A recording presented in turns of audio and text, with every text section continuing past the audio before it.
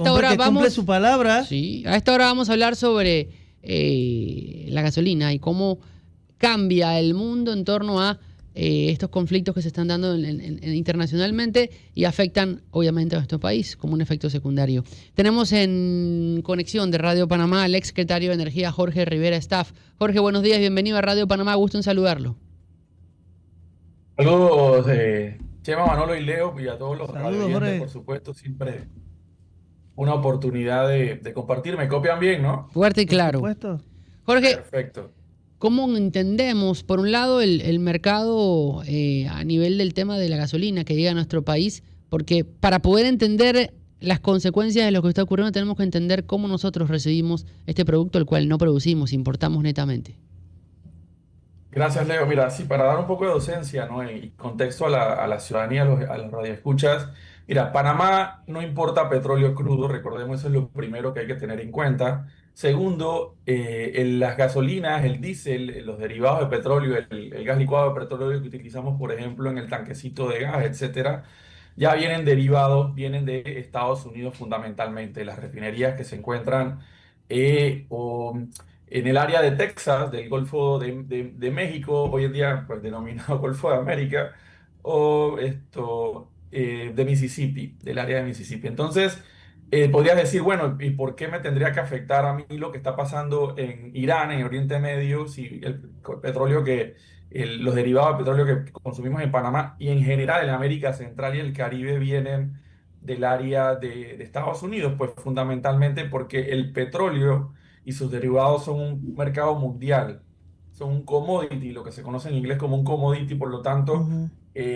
los precios de toda la materia prima, ya sea derivados o del petróleo crudo, dependen de un mercado global. Y sabemos también, por ejemplo, que hay nodos o centros de precios regionales. El referente de precio global para el petróleo normalmente es el Brent, que está ubicado en Londres, que hoy en día ya está por encima de los $80 el barril. Y en el lado de América normalmente está el WTI, el West Texas Intermediate, que es otro nodo de referencia, pero normalmente tienen una diferencia mínima de un 3 o 4% entre uno y otro.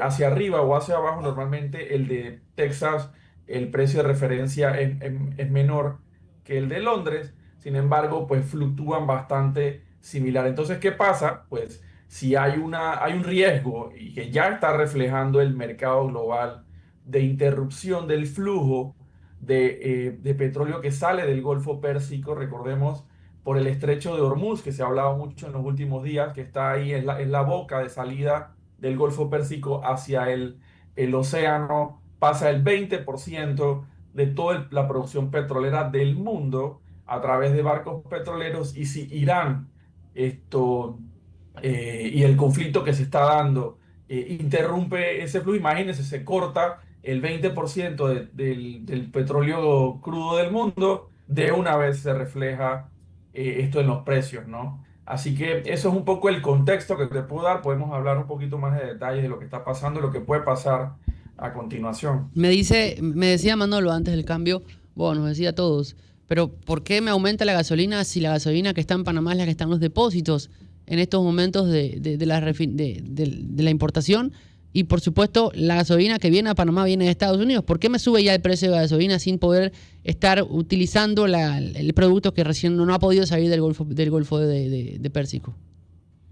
Precisamente por eso, no solo en Panamá, en el mundo, los precios reflejan inmediatamente hacia arriba o hacia abajo estos cambios. Lo importante es que, además, en el caso nuestro, en Panamá utilizamos lo que se conoce como una fórmula de paridad de importación, precio de paridad de importación, y eso también es importante. No solamente Panamá, la mayoría de los países de América Latina utilizamos ese mecanismo. ¿Qué quiere decir? Bueno, usted hay esa fórmula, aprueba un decreto, que en el caso nuestro está vigente el año 2003, en donde tú estructuras cuánto te cuesta comprar el producto, la materia prima a quien te lo vende, en este caso la refinería. Luego le incluyes los fletes, el costo de transportarlo, y luego le incluyes el costo de almacenarlo en Panamá, distribuirlo, etcétera, ¿no? Entonces, esta es una fórmula que en el caso nuestro de Panamá se ajusta cada 14 días.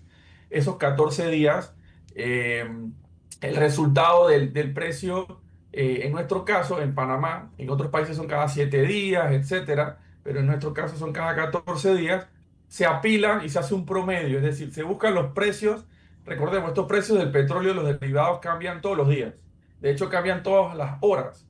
Sin embargo, lo que hacemos nosotros es un promedio de los 14 días anteriores, aprueba una resolución por parte de la Secretaría de Energía, y lo que estamos pagando entonces es el promedio de los 14 días anteriores.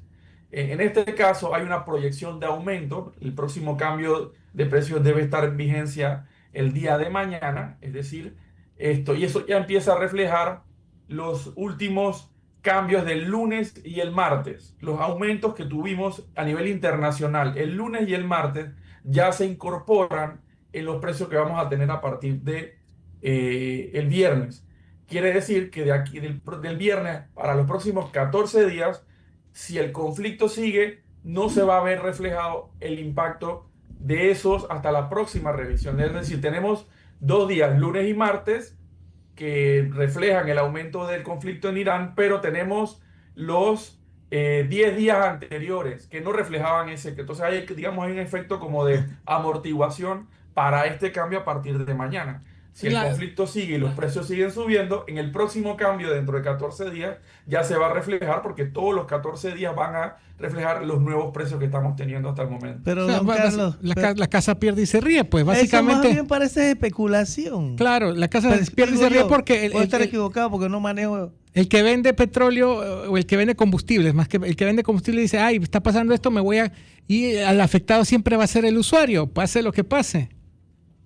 Buena pregunta, Chema. No, es permanente. Mira, el que usando el concepto, ¿no?, de que la casa pierde y se ríe, en el caso panameño, la casa pierde y se ríe es la refinería en Estados Unidos, porque el peso realmente del componente local de la gasolina en Panamá es mínimo realmente. El 80% del costo de la gasolina en Panamá es el precio que pagamos de importación, pero que le pagamos a la refinería. Entonces, y además está regulado, recordemos, está regulado, hay un precio tope por el cual por encima de ese precio no pueden cobrar las distribuidoras de combustible en Panamá. Entonces, sí, sin duda alguna, hay un movimiento muy particular del mundo petrolero, de los derivados, pero realmente la capacidad de manipular eso en nuestro país es muy poca. Podrían hacerlo, se han dado casos,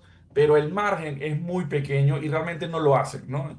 Estas variaciones, como te digo, y no es el caso de Panamá. Yo siempre le he invitado cuando hay estas cuestionamientos que además son válidos porque hay que seguir siempre permanentemente educando y informando un tema muy técnico. Invitamos a cualquier persona que revise la fórmula de paridad, que la analice, es pública, está en el decreto 36 del 2013, imagínense desde cuándo está vigente. Ahí está la fórmula, es pública, cualquiera puede hacer los números y saber si los precios que estamos pagando en las gasolineras son justos o no en función del costo al que se está comprando a nivel internacional. Y hay otro punto que mencionaba, que creo que es importante también señalar, el tema del almacenamiento. Panamá, y muchos países de América Latina en general y del sur global, tenemos en promedio 7 días de almacenamiento, 10 días de almacenamiento desde el punto de vista no de precios, de seguridad energética. ¿Por qué? Pues tener más de eso implica unos costos adicionales, no solamente de construir esa capacidad de almacenamiento, sino tenerla ahí.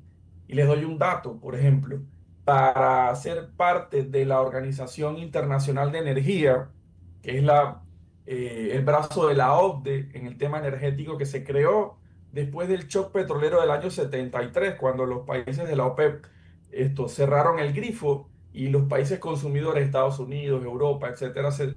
Bueno, para usted formar parte de esa agencia, uno de los requisitos fundamentales es tener al menos 90 días de capacidad de almacenamiento de combustible en su país. Imagínense, son 3 meses versus los 7 días o 15 días que normalmente en América Latina tenemos. Precisamente por esa experiencia que tuvieron en la década del 70, y que en este caso, pues, es muy difícil para los países del sur global como el nuestro tener esas capacidades y gestionarlas de otra forma, ¿no? Así que quería nada más aclarar también ese punto de, bueno, ¿y por qué ellos están vendiendo la gasolina? Ya le están subiendo el precio, si esa gasolina estaba ahí. Bueno, cuando baja es igual. Cuando baja el precio, el distribuidor de gasolina compró a un precio mayor, pero la tiene que vender a un precio menor, ¿no? Entonces, eso está ahí, y lo que pasa es que no se nota tanto cuando baja como cuando sube, ¿no? En torno al costo, evidentemente el costo de la gasolina con el tema en Irán va a aumentar. ¿Qué datos y estadísticas hay de lo que pueda llegar a pasar para el próximo precio que se va a tener después de este viernes en 14 días? Mira, ya aumentó, ¿no? Ya aumentó los precios. Hasta la semana pasada, el precio del Brent y del WTI, que es el referente en América, estaba por ahí rondando los $70, por debajo de los $70. Ya el Brent está en $80. El WTI anda por el 70 por $77 el barril. Eso quiere decir que ha aumentado entre un 10 y un 15% desde que se dieron los ataques el sábado en la madrugada. Si se mantiene las circunstancias, sin duda alguna va a subir. Hay expertos que hablan de que pudiéramos estar rozando los 100, $110 por barril si esto se extiende unas 2 semanas más. Como te decía, el impacto por ahora no se nota, es sorprendente. Yo creo que quiero hacer una reflexión que los mercados petroleros todavía no hayan reflejado mucho más del aumento del precio. ¿Por qué? Porque hay un par de circunstancias muy particulares, diferentes, que no habíamos tenido en este conflicto, en conflictos anteriores que se han dado en el área del Golfo. Y para tener ese contexto, eh, estamos teniendo precios por encima, llegando a los $80 el barril. Para que tengamos una idea, ese es un techo que hemos tenido desde mediados del año 2024. ¿No? Desde mediados del año 2024, los precios del petróleo se han mantenido por debajo de los $80. Era un techo que se llegaba principalmente por el decrecimiento económico de China. Sin embargo, desde el inicio de la guerra de Ucrania en el 2022, febrero del 2022, hasta mediados del 2024, es decir, esos 2 años, $80 no era un techo, era un piso. Porque en aquel momento estábamos afectados realmente por ese conflicto geopolítico en Europa, en Ucrania, ¿no? Entonces, ahora estamos volviendo a precios que teníamos en promedio entre el 2022 y el 2024. Incluso todavía no hemos llegado a los precios del 2022. Recordemos el aumento que tuvimos en aquel momento, todavía no se ha llegado. ¿Y por qué hago la referencia con el tema de Irán? Esto, hoy en día, por el estrecho de Hormuz, en la práctica, donde pasa el 20% del petróleo del mundo, está cerrado. Está cerrado por no por hay una amenaza, digo, hubo una declaración el domingo de parte de la Guardia Revolucionaria de Irán, que es el brazo armado directamente vinculado a, a la líder supremo, fallecido líder supremo de Irán. Declararon que estaba cerrado, que cualquier barco que pasara por el estrecho de Hormuz estaba sujeto a una acción militar por parte de Irán. Eso nunca había pasado. Hasta este momento siempre habían amenazado con hacerlo, ¿no? Habíamos tenido bombardeos, etcétera, en Irán, y lo que decían es, si siguen las intervenciones militares de Israel o de Estados Unidos, vamos a cerrar el estrecho de Hormuz. Nunca habían dicho, lo cerramos. Entonces, eso es un tema importante. De hecho, antes de ese anuncio, ya el sistema financiero y de seguros que se está radicado a nivel marítimo normalmente está en Londres. Las grandes aseguradoras de barcos de transporte marítimo dijeron se suspenden la cobertura de los seguros en el área en conflicto, en el Golfo Pérsico, en el Estrecho de Hormuz. Es decir, nadie se atreve, además, no solamente por la amenaza de Irán, es que si pasa algo no te va a cubrir el seguro. Así que en la práctica ya tenemos un Estrecho de Hormuz cerrado. Si eso dura 5 días, 6 días, el impacto en el precio no será. Pero si demora más de 5 días, es decir, si dentro de una semana estamos todavía conversando, diciendo que el estrecho de Hormuz está cerrado, que la campaña en Irán sigue, que la retaliación, es decir, los ataques de Irán a los otros países del Golfo sigue, pues ahí sí ya estaríamos hablando de que esa interrupción del 20% del petróleo crudo del mundo sí nos va a impactar y estaríamos ya hablando de casi $100, 110 el barril, sin duda alguna. Para poder dar mayor detalle, muchos se preguntarán por qué hacemos énfasis en este tema en torno al tema del combustible y del petróleo. El asunto es que si en Panamá sube la gasolina, sube todo, porque el transporte que lleva los productos de un lado al otro, el producto que usted compra en el supermercado o que compra en el restaurante también va a subir. Eso va a llevar a que el precio de venta al consumidor, el aumento del costo en la gasolina, del transporte, sea traspasado al consumidor al precio de venta. Entonces usted va a comprar alimentos más caros y va a pagar por productos más caros. Eso es lo que implica esta inflación que se puede llegar a dar con el aumento de la gasolina. Y a su vez, por hacer un cálculo a grosso modo, aquellos que tienen un carro sedán y que ahora pagan entre $32 y $35 por llenar un tanque de gasolina, de 95 estoy hablando, pueden llegar a pasar a pagar $42, $45 fácilmente. Hubo un momento en el 2022 que hasta llegó hasta $51, $52 por tanque de gasolina de un sedán. Es decir, los precios que se pueden llegar a manejar, no por alarmar, sino por ver lo que está ocurriendo, pueden llegar a ser un gran golpe al bolsillo del panameño. Y yo dejo esto sobre la mesa, Jorge, y lo ato a la consulta que le quiero hacer, y creo que se la hicimos la vez pasada. En el caso de que Panamá estuviese utilizando ahora el bioetanol para el combustible, ¿esto llevaría a contrarrestar ese aumento del precio o no habría ninguna modificación? Mira, por supuesto que sería un amortiguador, ¿no? Eso es parte del proceso de transición energética, no solamente desde el punto de vista eléctrico, ¿no? Hablando de renovables, de carros eléctricos, etcétera, sino también el bioetanol nos permitiría, si tuviéramos una industria local, por ejemplo, de producción de bioetanol de caña, que cubriera alrededor del 10% del consumo, pues tendríamos un 10% de nuestro combustible en Panamá que no estarían sujetos a estas fluctuaciones internacionales. Inclusive, el proyecto de bioetanol siempre se ha planteado en una primera fase transitoria donde entraría importación de etanol extranjero mientras se aumenta la capacidad cañera del país y se tiene la industria de transformación en Panamá.